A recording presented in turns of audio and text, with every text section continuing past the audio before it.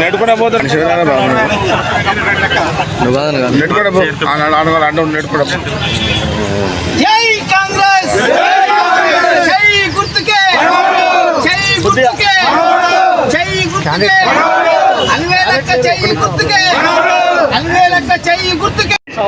22వ ward 23వ ward సంబంధించి ఎన్నికల ప్రచారం, అదేవిధంగా పార్టీ ఆఫీస్కి మమ్మల్ని ఆహ్వానించిన ఇక్కడ కాంగ్రెస్ సీనియర్ నాయకులకు, స్టేజ్ మీద ఉన్న ఈరోజు అధ్యక్షత వహిస్తున్న మా అన్న జిల్లా అధ్యక్షుడు గుడిపాటి నర్సయ్య గారికి, అదేవిధంగా నాతో పాటు ఇక్కడ ఎన్నికల్లో చేయి కలిపి వీధి వీధి తిరుగుతూ అన్ని తానే నడిపిస్తున్న పటేల్ రమేష్ రెడ్డి గారికి, అదేవిధంగా మిగతా సీనియర్ కాంగ్రెస్ నాయకులందరికీ కూడా పేరు పేరు నమస్కారాలు.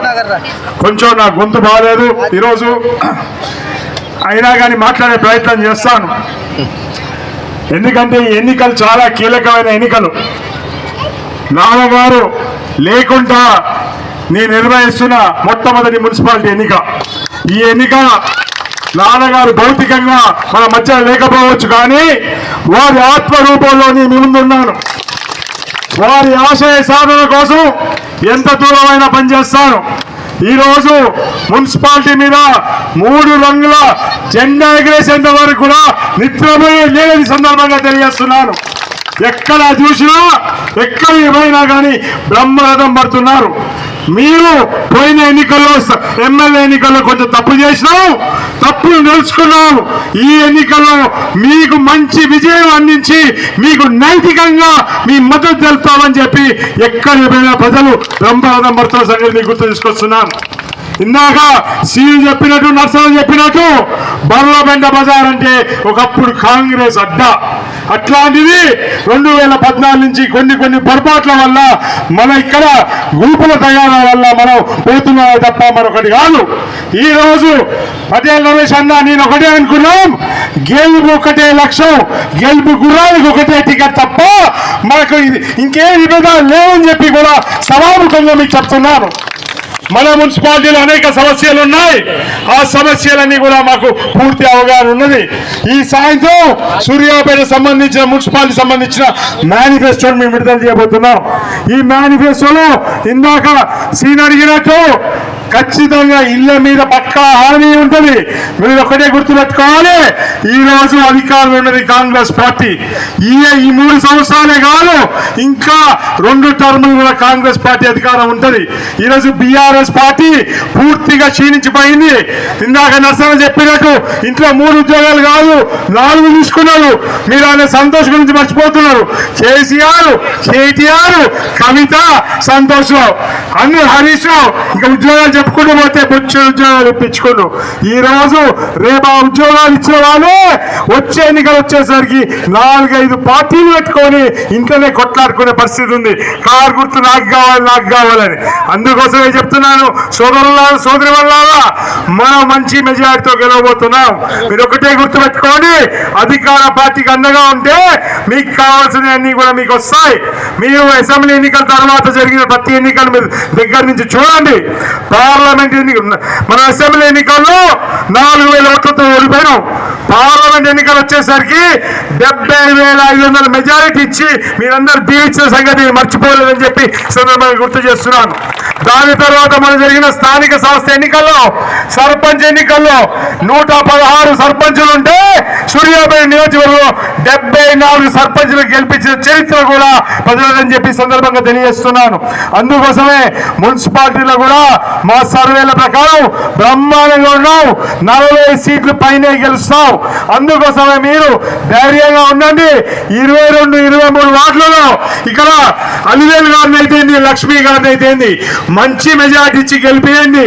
మీకు ఇంద్ర మిల్లులు వస్తాయి, డ్రైనేజీలు వస్తాయి, సీసీ రోడ్లు వస్తాయి, వీధి దీపాలు వస్తాయి, పార్కులు వస్తాయి. అనేక కార్యక్రమాలు తీసుకోవడానికి మేనిఫెస్టో పెట్టినాను. అందుకోసమే రమేష్ అన్న నేను కలిసి మీకు ఎవరు ఫోన్ చేసినా వాని ఫోన్కి రెస్పాండ్ అయ్యే తత్వం మాది, అందుబాటులో ఉండే తత్వం మాది. మీరు ఒకటే అర్థం చేసుకొని నాన్నగారు కాలం చేసిన తర్వాత మీకు అందుబాటులో ఉండాలి, మీ వారిగా ఉండాలని చెప్పి నేను సూర్యాపేట మకామేసి ఉంటున్న సంగతి మీకు గుర్తు తీసుకొస్తున్నాను. అందుకోసమే ఎవరికి భయపడేది లేదు. నాకు ఏ పని ఉన్నా పది లేకపోయినా పర్వాలేదు. నాన్నగారు ఒకటే చెప్పిండు, నువ్వు ప్రజా సేవ చేసుకుంటూ ముందు పో నాయనా, నీకు వస్తే అదృష్టం ఉంటే వస్తే లేకపోతే లేదు.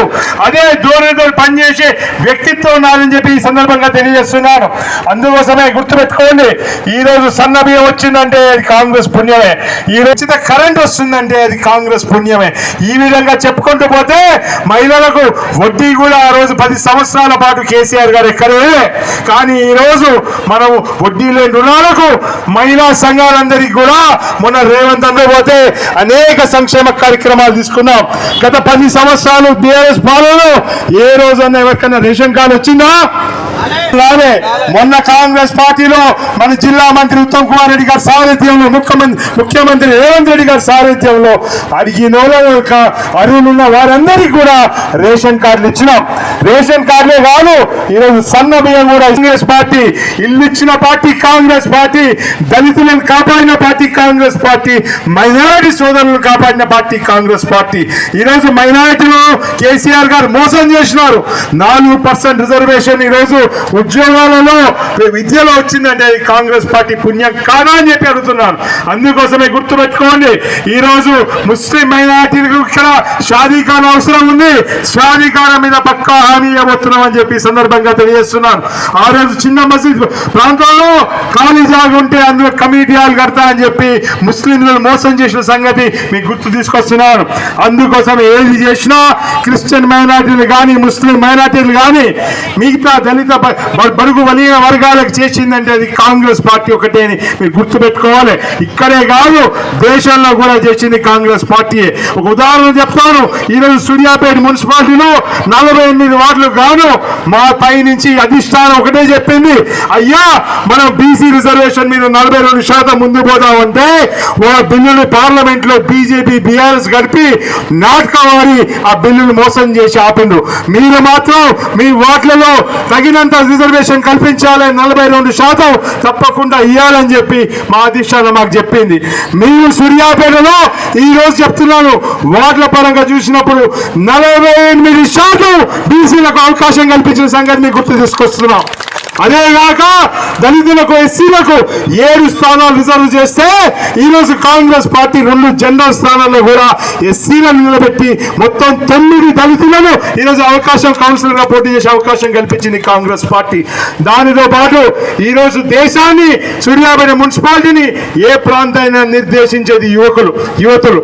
అందుకోసమే కాంగ్రెస్ పార్టీ ఈరోజు 50 సంవత్సరాల లోపున్న యువకులకు అవకాశం ఇవ్వాలని చెప్పి మాకు ఆదేశిస్తే సూర్యాపేట మున్సిపాలిటీలో వార్డులలో 80% మంది 50 సంవత్సరాల లోపు యువకులకు అవకాశం కల్పించిన సంగతి కూడా మీకు గుర్తు తీసుకొస్తున్నాను. అందుకోసమే సామాజిక కోణం చూసినా, వయసు కోణం చూసినా, మహిళా కోణం చూసినా, దళిత కోణం చూసినా, బీసీ కోణం చూసినా అన్ని వర్గాలకు, ముస్లిం కోణాలకు, ముస్లిం సామాజిక వర్గానికి కూడా 6 సీట్లు కేటాయించి దాదాపు 13% వాళ్ళకి అవకాశం కల్పించినాం వార్డులలో. అంటే అన్ని రకాలుగా ఆలోచన చేసి కాంగ్రెస్ పార్టీ అవకాశాలు ఇస్తుంది. మీరు కూడా మంచి మెజారిటీ ఇచ్చి మీ అభ్యర్థులను గెలిపించండి.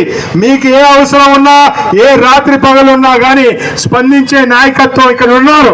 ఎక్కడో ఏసీ రూమ్లలో పడుకునేటోళ్ళు కాదు. మీరెప్పుడు పిలిచినా మీ దగ్గరకు వచ్చి పనిచేసే నాయకత్వం. మోరీలు సాఫ్ చేసే పిల్లవాళ్ళు ఉన్నారు.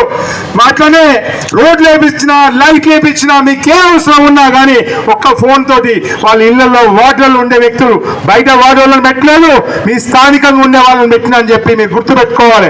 అందుకోసమే దయ ఉంచి ఈసారి నాన్నగారికి ఈ మున్సిపాలిటీని మీరు బహుమతికి ఇవ్వాల్సిన అవసరం ఉందని చెప్పి కోరుకుంటూ చెయ్యి గుర్తు మీద ఓటేయాల్సిందిగా